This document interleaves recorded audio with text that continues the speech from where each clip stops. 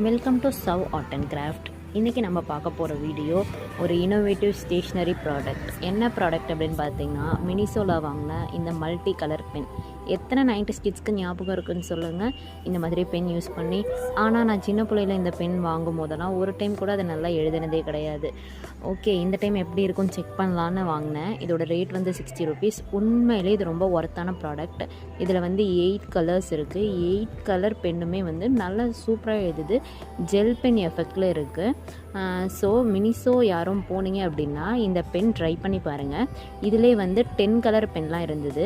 First நான் ஒரு டவுட்டில் வந்து இது நல்லா எழுதுமோ எழுதாதோ அப்படிங்கிறதுனால 8 கலர் பென் வாங்கினேன். நான் எல்லா பென்னும் யூஸ் பண்ணி எழுதி காட்டுறேன் பாருங்கள்.